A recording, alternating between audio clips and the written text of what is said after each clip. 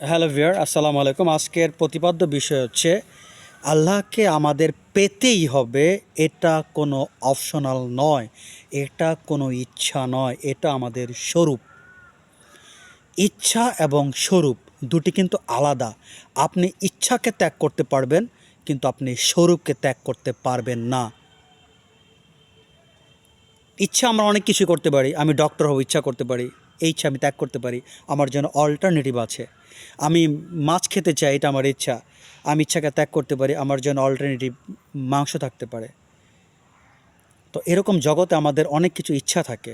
আপনি ইচ্ছাকে পরিত্যাগ করতে পারবেন। আপনার ইচ্ছা আপনি এসি কিনবেন, না কিনলেন, এটা আপনার ইচ্ছা। আর স্বরূপ জিনিসটা কি জানেন? যেটা মানুষের মানে চরিত্রগত বিষয়, মানুষের অন্তর্নিহিত বিষয়, স্বরূপ, যেটাকে অস্বীকার করা যায় না। স্বরূপকে কখনোই ত্যাগ করা যায় না। ভিডিওটি ভালো করে বুঝবেন, আশা করি ইনশাল্লাহ আপনারা ভিডিও থেকে অনেক কিছু শিখতে পারবেন। দেখেন, আপনার বুঝতে হবে এই পৃথিবী আল্লাহ পাক খামাকা তৈরি করেননি। এই যে আপনি যে অক্সিজেন খাচ্ছেন, আপনি যে প্রাকৃতিক আশীর্বাদ গ্রহণ করছেন, এই যে আল্লাহ পাক পৃথিবী সৃষ্টি করেছেন, আপনি কি এটা মনে করেন যে পুতুল খেলা? আপনি কি এটাই মনে করেন জাস্ট আপনি নামাজ কালাম পড়লেন, রোজা রাখলেন, হজ করলেন, জাকাত দিলেন, দ্যাটস ওকে? আপনার একটা মহান দায়িত্ব আছে। সে মহান দায়িত্ব কি?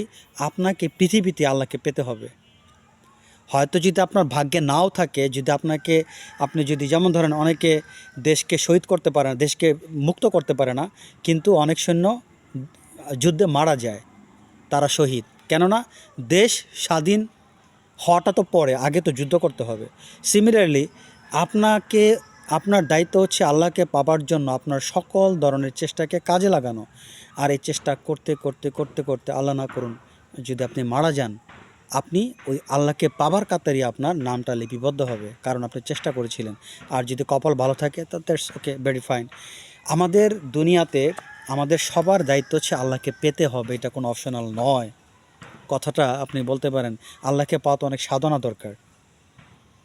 আল্লাহকে পাওয়ার জন্য অনেক সাধনা দরকার না। আপনার দায়িত্ব হচ্ছে আল্লাহ পাক কোনগুলো করতে নিষেধ করেছেন আপনি সেটাকে ভালো করে বুঝেন, আপনি সেগুলো থেকে অ্যাভয়েড করবেন নিজেকে সবসময়। এটা হচ্ছে আপনার প্রধান কাজ। আর যেগুলো আপনার করা দরকার ফরজ, সেগুলো তো আপনি অবশ্যই করবেন। আপনার ফ্রি টাইমে আপনি ইবাদত বন্দেগী করবেন।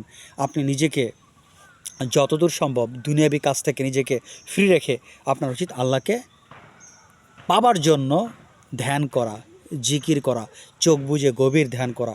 আর আপনাকে সবসময় সিস্টেমেটিকভাবে আপনাকে জীবনযাপন করতে হবে। আপনি সকল ধরনের লালসা থেকে আপনার মনকে পবিত্র রাখতে হবে, সকল ধরনের রিপু থেকে মনকে পবিত্র রাখতে হবে। আপনার উচিত সবসময় যখনই সুযোগ পাবেন তখনই আল্লাহ পাকের ইবাদত বন্দেগী করা। এইভাবে আপনি আল্লাহ পাককে পাবার জন্য একটা অ্যাভিনিউ তৈরি করতে পারেন। কিন্তু আপনাকে আল্লাহকে আপনার পেতেই হবে।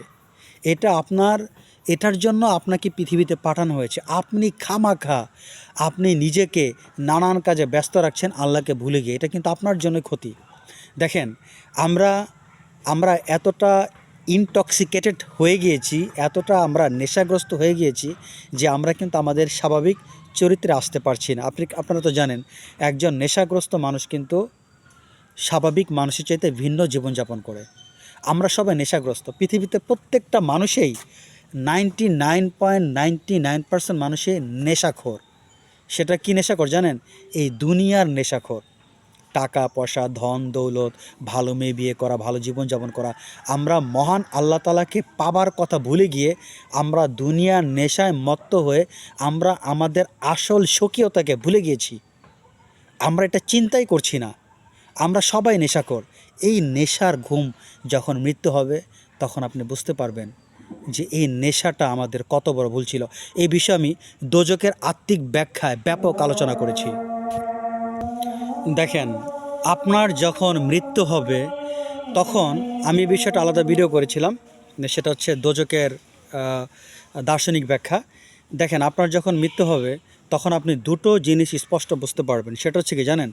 আপনি দুনিয়াতে যে দুনিয়ার জন্য আপনি কাজ করেছেন না, আপনি যে দুনিয়ার পাগল ছিলেন না, টাকা পয়সা, ধন দৌলত, আগডুম বাগডুম, সম্মান টম্মান, অনেক কিছুর আপনি পাগল ছিলেন। আপনি এইটার একটা যন্ত্রণা ভোগ করবেন। আর আপনার যেই কাজ করা উচিত ছিল আপনি সেই কাজ করেননি, তার একটা যন্ত্রণা আপনি ভোগ করবেন।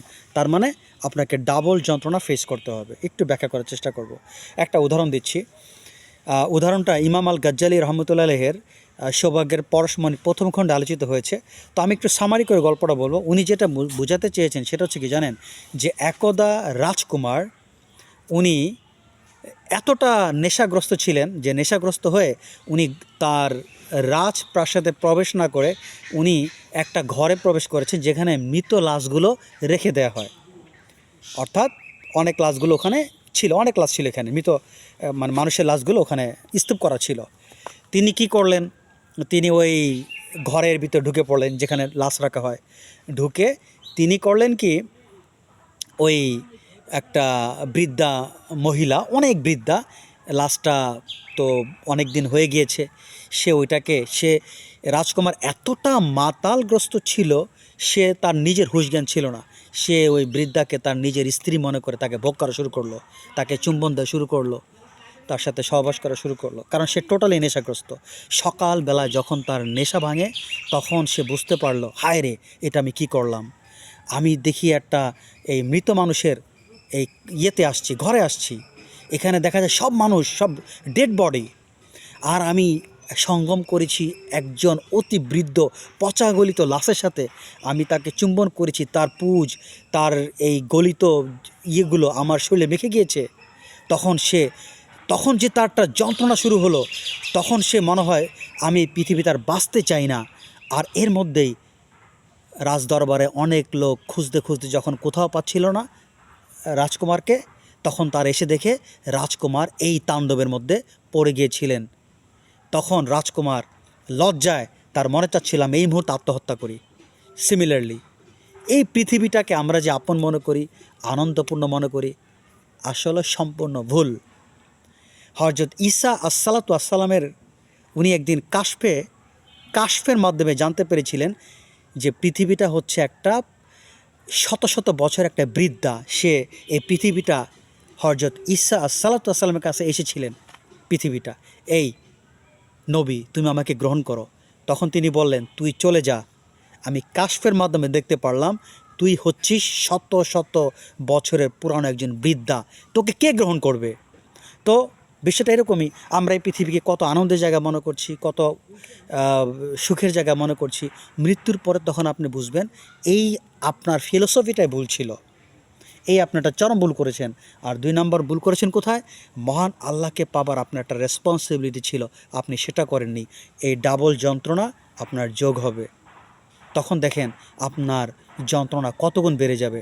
এই যে পৃথিবীকে আরামের জায়গা মনে করে একে ভোগ করেছেন, তার যন্ত্রণা তো সামান্যই, কিন্তু যিনি আপনার আসল পরিচয় মহান আল্লাহ তাআলা, আপনি তাকে প্রতি মুহূর্তে তাকে দূরে রেখেছেন, তাকে পাওয়ার চেষ্টা করেননি। তার যে নরক যন্ত্রণা সেটা হাজার হাজার গুণ বৃদ্ধি পেয়ে আপনার হৃদয়কে গ্রাস করতে থাকবে।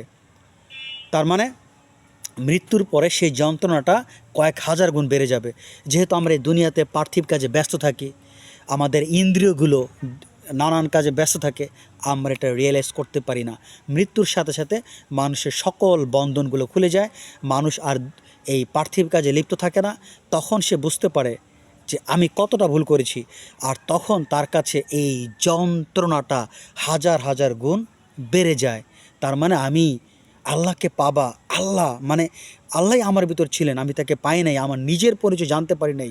এই যে শোক, এর যে একটা বেদনা, সেটা কয়েক হাজার গুণ বেড়ে আপনার হৃদয়কে তিলে তিলে তিলে তিলে যন্ত্রণা দিবে। আর আপনি এতদিন ভুলে পৃথিবীকে ভোগ করেছেন, তার তো নরক যন্ত্রণা আছেই। তাহলে সামারিটা হলো এটাই, এই পৃথিবীটা ভুলের জায়গা, এটা সুখের জায়গা নয়। আর আমাদেরকে মহান আল্লাহ পাককে পেতেই হবে, পেতেই হবে, পেতেই হবে। এই চিন্তা ভাবনা অলওয়েজ আমাদের মনের ভিতর রাখতে হবে। এটা আমাদের জন্য স্বরূপ, তাকে পাওয়া আমাদের স্বরূপ। তার পরিচয় পাওয়া মানে কি, আপন পরিচয় পাওয়া। আপনি এখন আপনার পরিচয় জানেন না। আপনি যখন আপনার পরিচয় জানার জন্য চেষ্টা করবেন, আপনি যখন আপনার পরিচয় পাবেন, তখনই দেখবেন মহান আল্লাহ তাআলা আপনার ভিতরেই ছিলেন। আপনি তাকে খোঁজার চেষ্টা করেননি। এর যে একটা মহা যন্ত্রণা, সেটা আপনি কখনোই করতে পারবেন না। আপনার মারাত্মক আকার ধারণ করবে। আপনি কি বড় একটা ভুল করেছেন। দেখেন, আপনি যদি জানেন যে অমুক জায়গায় অনেক স্বর্ণ আছে যার দাম কয়েক শত কোটি টাকা, ওই মাটি খুঁড়লেই স্বর্ণ পাওয়া যাবে। আপনি এই সামান্য স্বর্ণের জন্য আপনার দিন রাত আপনি পরিশ্রম করবেন, আপনার মনের ভিতর সবসময় থাকবে স্বর্ণের চিন্তা। মহান আল্লাহ তাআলা আপনার ভিতর ছিলেন, যিনি সারা জাহানের মালিক, অথচ তাকে পেলে আপনি সব কিছু পেয়ে যেতেন, সেটা আপনি ভুল করেছেন। মহান আল্লাহকে পাওয়া জরুরি। কেন জরুরি জানেন? আপনি আমি এই যে সাধারণ মানুষ, আমাদের পরিচয় কিন্তু এটা নয়। আমাদের পরিচয় আমরা সিংহ, আমরা কিন্তু বনের রাজা, কিন্তু আমরা নিজেদেরকে একটা একটা মেষ শাবকের মতো আমরা করে রেখেছি। এটা আমাদেরই দোষ। আপনি যখন মহান আল্লাহ তাআলাকে পাবেন, আপনি সব সাম্রাজ্যের মালিক হবেন। সব কিছু আপনার, সারা পৃথিবী, সারা জাহান, সব কিছু আপনার নখ দর্পণে থাকবে, আপনি সব কিছু জানতে পারবেন। তো আপনি এই বিশাল কিছু না পেয়ে আপনি কি করছেন? নিছক এই পৃথিবীকে পাওয়ার জন্য আপনি চেষ্টা করছেন। তো এই জন্য মহান আল্লাহ তাআলাকে আমাদের পেতেই হবে। তিনি যে কত বড়, তিনি যে কত বিশাল, যাকে পেলে এই সারা পৃথিবীর ধন দৌলত যদি কাউকে দেওয়া হয়, তার কাছে মনে হবে একটা বালিকণার মতো।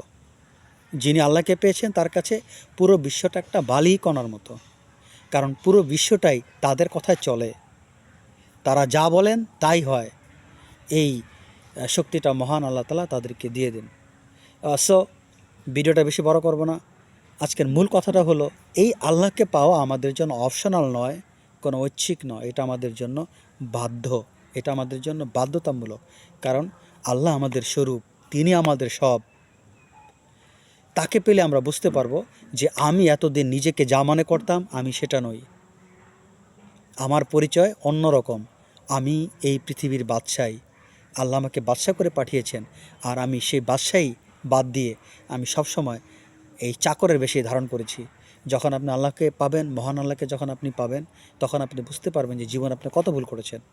তো যাই হোক, হয়তো আপনারা ভিডিওটি বুঝতে পেরেছেন। তো আর ভিডিওটি বেশি বড় করলাম না। সবাই ভালো থাকেন। আজ এ পর্যন্ত। আল্লাহ হাফেজ।